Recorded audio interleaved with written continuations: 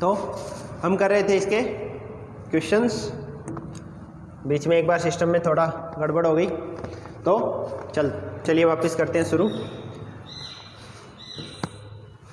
संख्या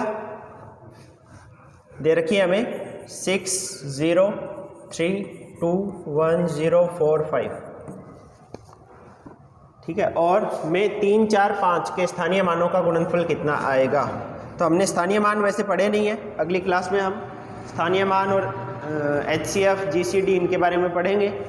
तो अभी सिर्फ जो बेसिक इन्फॉर्मेशन है उसके आधार पे इसको सॉल्व करने की कोशिश करते हैं। ये रीट 2021 में आया हुआ क्वेश्चन है। तो आप देखोगे पहला जो अंक है इसको हम बोलते हैं इकाई का अंक, और इसका मान होता है 1। दूसरा अंक है इसको हम बोलते हैं दहाई का अंक, और इसका मान होता है 10। तीसरा जिसको हम बोलते हैं सैकड़ा, और इसका मान होता है 100। चौथा जो है इसको हम बोलते हैं हज़ार, और इसकी वैल्यू होती है 1000। पांचवा जो है इसको हम बोलते हैं 10,000, तो इसका स्थानीय मान भी होता है 10,000। फिर ये होता है 1,00,000, और 1,00,000 में 5 जीरो आएंगे। फिर अगला हो गया 10,00,000, और इसकी वैल्यू में इसके स्थानीय मान हो गया 10,00,000। और उसके बाद में है ये, इसको बोलते हैं 1 करोड़, और इसमें 7 जीरो आएंगे 1 के बाद। फिर अगला जो होता है 1 करोड़ के बाद अगला आएगा वो 10 करोड़, फिर 1 अरब, फिर 10 अरब, फिर 1 खरब, 10 खरब, ऐसे चलता है स्थानीय मान। तो सवाल में हमसे पूछा है कि 3, 4 और 5 के स्थानीय मान। तो 3 का स्थानीय मान सबसे पहले, फिर 4 और 5 इनके स्थानीय मान, उनका गुणा करना है स्थानीय मानों का। तो पहले 3 का जो स्थानीय मान है वो 3 कौन से नंबर पे है, इसका स्थानीय मान कितना, 1,00,000। तो 3 का स्थानीय मान हो जाएगा 3 × 1,00,000। तो 3 का स्थानीय मान आ गया, गुणा जब करोगे तो ये हो जाएगा 3,00,000। फिर 4 का स्थानीय मान, तो 4 दहाई के अंक पे है, तो 4 का गुणा हो जाएगा इसके स्थानीय मान 10 से, तो इसका स्थानीय मान आएगा 4 का 40। और 5 का स्थानीय मान 5 इकाई के स्थान पे है, तो इसका इकाई का स्थानीय मान 1 होता है, तो 5 का स्थानीय मान 5 × 1 5। अब इन तीनों का करना है हमें गुणा। तो इनका गुणा कैसे करेंगे, तीनों का जब गुणा करोगे तो इसमें 5 जीरो है, 1 इसमें जीरो है, तो 6 तो जीरो आ जाएंगे, ये तो 6 जीरो आ गए। 3 × 5 × 6 3 × 4 × 5, इनका जब गुणा करोगे तो 3 का गुणा 4 से 12, 12 का गुणा 5 से करोगे तो 60। तो यानी 6 के बाद टोटल 3 3 6 और 1 7 जीरो आ जाएंगे। तो हमारा आंसर होगा ये डी, जिसमें 6 के बाद 3 3 6 और 1 7 जीरो है। तो ये इनके स्थानीय मानों का गुणा है। इसके बाद में है वह कौन सी छोटी से छोटी संख्या है जो 1 से 10 तक की संख्याओं से विभाज्य है। ये भी रीट 2021 में आया हुआ क्वेश्चन है। तो इस प्रकार के क्वेश्चन को हमें कैसे सॉल्व करना है, वह संख्या छोटी से छोटी संख्या जो 1 से 10 तक की संख्याओं से विभाज्य है। तो 1 से लेकर 10 तक की संख्याओं से विभाज्य होने का मतलब है कि 1 से लेकर 10 तक जितने भी गुणनखंड बनेंगे अलग अलग, उन सभी गुणनखंडों का उस संख्या में भाग जाना चाहिए। तो हम देखते हैं इसका तरीका क्या होगा। जैसे संख्या लिख रहा हूँ मैं 1 2 3 4 5 6 7 8 9 10, और हम देखते हैं कि इसमें कितने अलग अलग प्रकार के गुणनखंड बन सकते हैं। तो 1 का 1 ही गुणनखंड होता है, 2 का गुणनखंड आप देखोगे तो 2 होगा, 3 का 3 होता है, इनमें तो कुछ, इसका गुणनखंड 2, इसका गुणनखंड 3, इसका गुणनखंड 2 × 2, इसका गुणनखंड 1 × 5 या 5 लिख दो।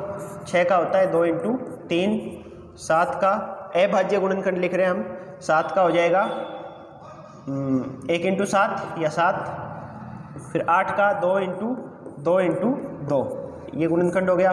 9 का 3 इंटू 3 और 10 का 2 इंटू 5।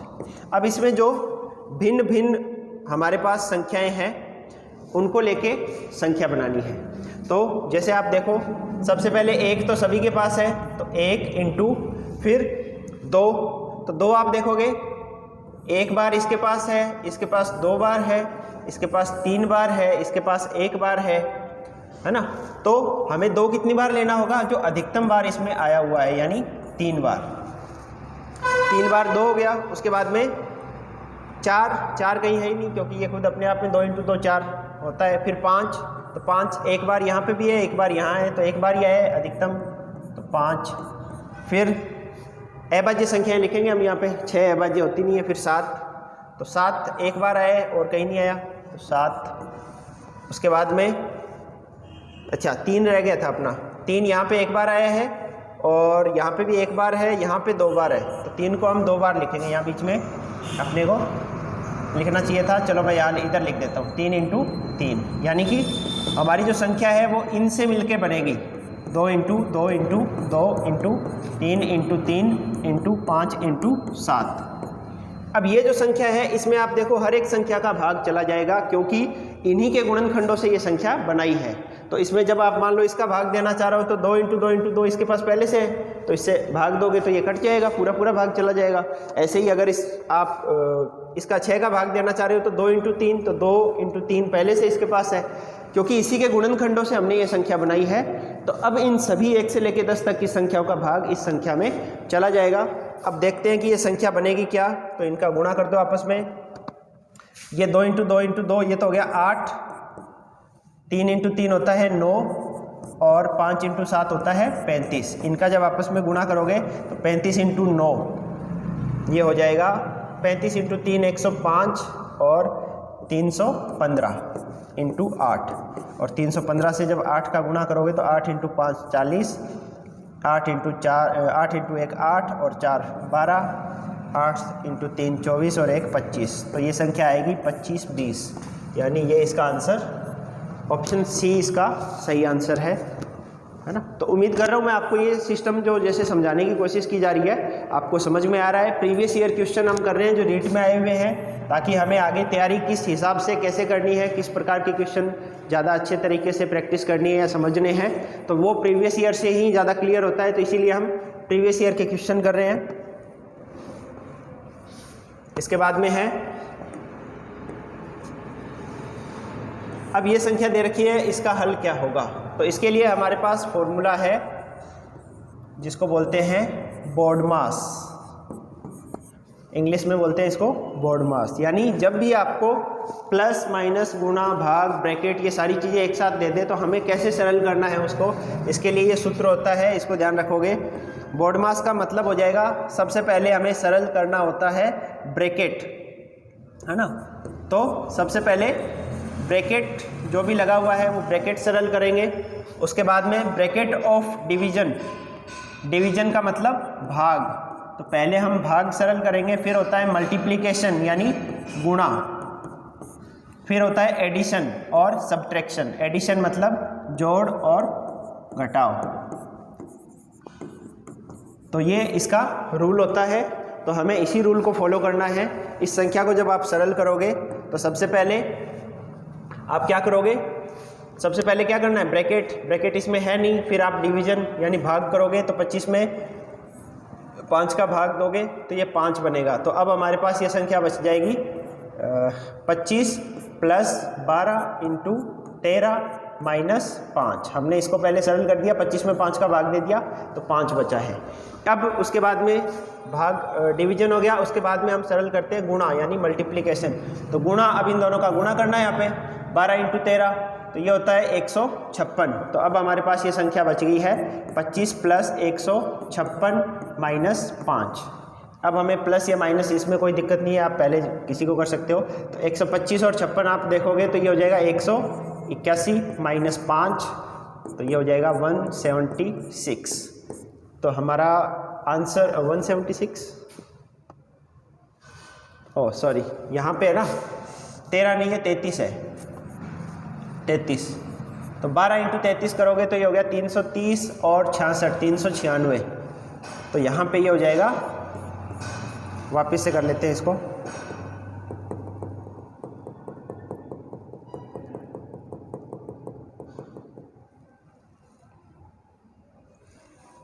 ये पूरा सिस्टम ही गया, ठीक है ना। तो बोर्ड मास वाले सिस्टम से इधर लिख देता हूँ मैं बोर्ड मास। तो सबसे पहले संख्या जो हमारे पास है 25 प्लस 12 इंटू 33 माइनस, अब 25 में पहले 5 का भाग दोगे, इस रूल से हम डिवीजन करते हैं। तो 25 में 5 का भाग दोगे तो ये आ गया 5। फिर इस नियम से हम अब मल्टीप्लिकेशन यानी गुणा करेंगे, तो इन दोनों का गुणा कर देते हैं। 25 प्लस इनका गुणा किया तो ये आ गया 396 माइनस 5। अब मल्टीप्लिकेशन गुणा हो गया, अब एडिशन जोड़ कर दो।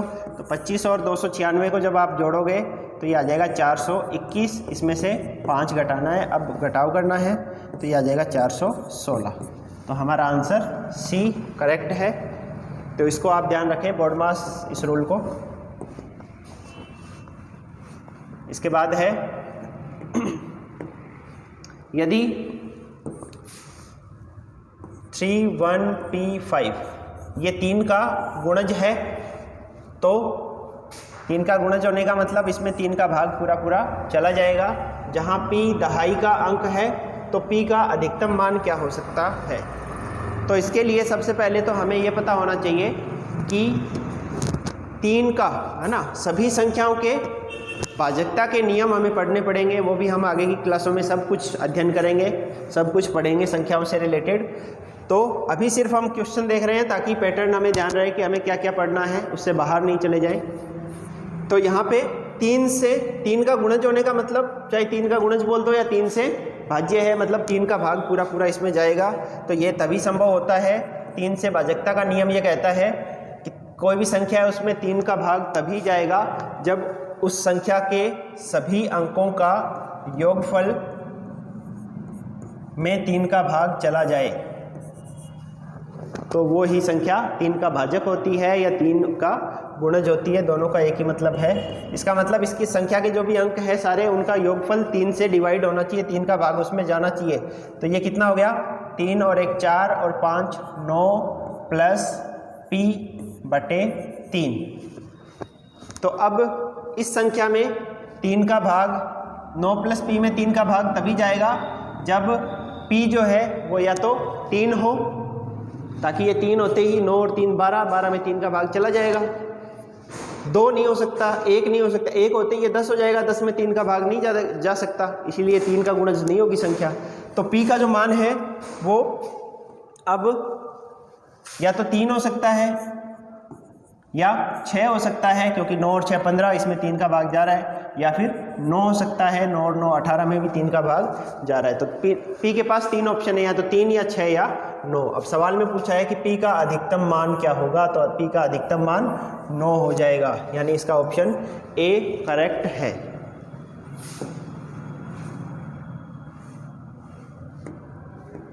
ये क्वेश्चन भी रीट 2021 में आया हुआ है। 1,01,01,101 का अंकीय रूप क्या होगा। तो संख्या सबसे पहले 1 करोड़ है, तो हम 1 करोड़ लिख लेते हैं। 1 करोड़ के आगे अभी बताया था करोड़ में 7 जीरो लगेंगे, तो ये संख्या है 1 करोड़। पहला कोमा हम लगाते हैं 1000 पे, दूसरा 1 लाख पे, तीसरा 1 करोड़ पे।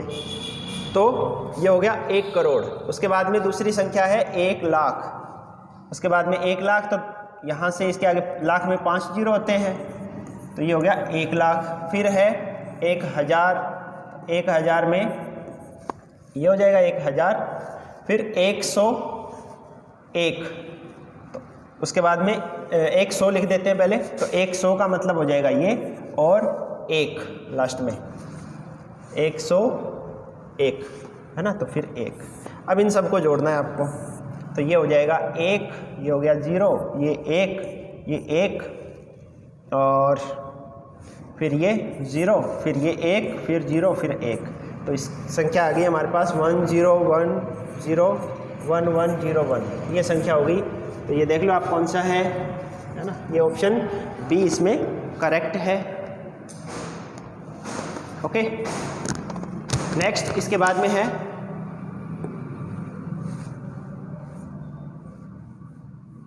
सेकेंड लास्ट क्वेश्चन हमारा, 2 अंकों की सबसे बड़ी व सबसे छोटी अभाज्य संख्या। तो हमने अभाज्य संख्याओं के बारे में अब तक पढ़ा नहीं है। अभाज्य संख्याएं कौन सी होती है?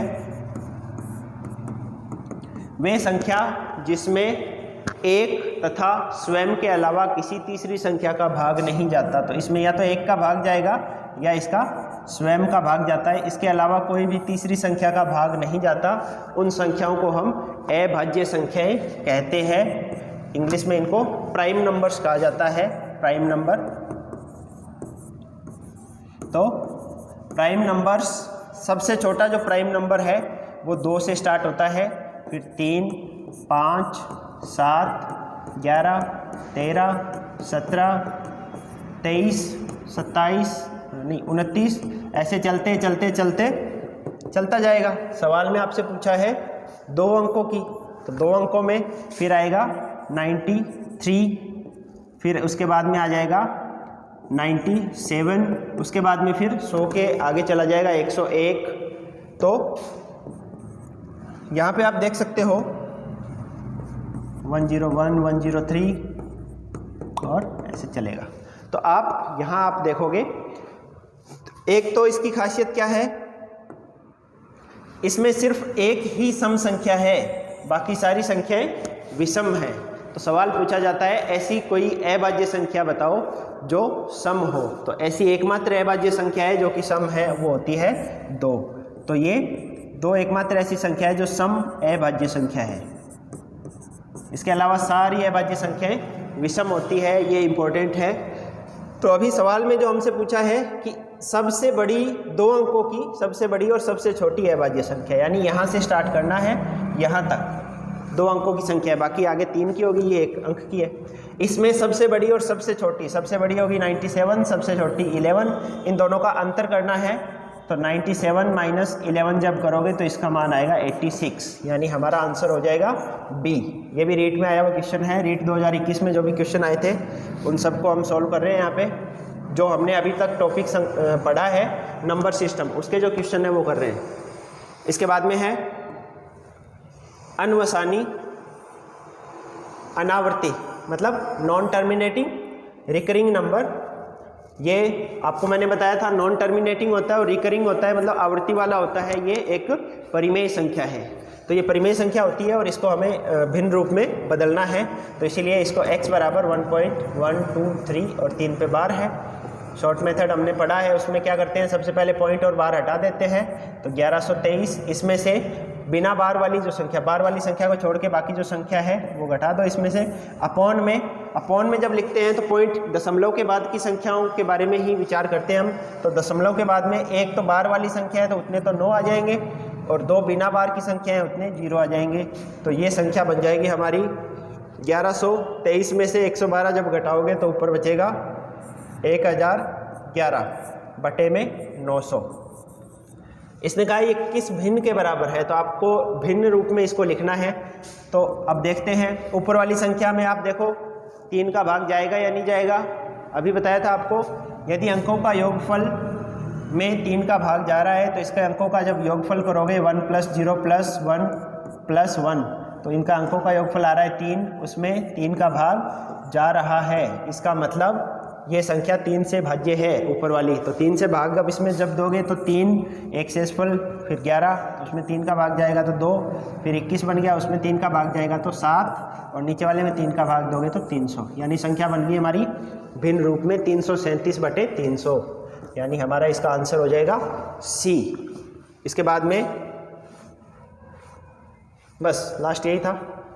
तो ये सारे इसके हमने क्वेश्चन नंबर सिस्टम के जितने थे कर लिए हैं। नंबर सिस्टम में हम आगे की क्लासों में जो भी हमारा बच गया था अभाज्य संख्याएं या इनका HCF, GCD, स्थानीय मान, ये सारी जो है हमारे पास, इनके बारे में हम काफ़ी विस्तृत चर्चा करेंगे, इसके बारे में पढ़ेंगे और इससे रिलेटेड जितने भी क्वेश्चन बन सकते हैं सारे क्वेश्चन मैं कोशिश करूँगा आपको प्रोवाइड करवा सकूँ। तो आप ये जो वीडियो है इसको अपने दोस्तों के साथ जो भी रीट की तैयारी कर रहे हैं साइंस मैथ से, उन सभी दोस्तों के साथ इसको शेयर करें, ज़्यादा से ज़्यादा शेयर करें, सब्सक्राइब करवाएं और सब्सक्राइब करें ताकि हमें भी मोटिवेशन मिले कि हम आपके लिए और इससे बढ़िया क्या कर सकते हैं वो करने की कोशिश करें। धन्यवाद।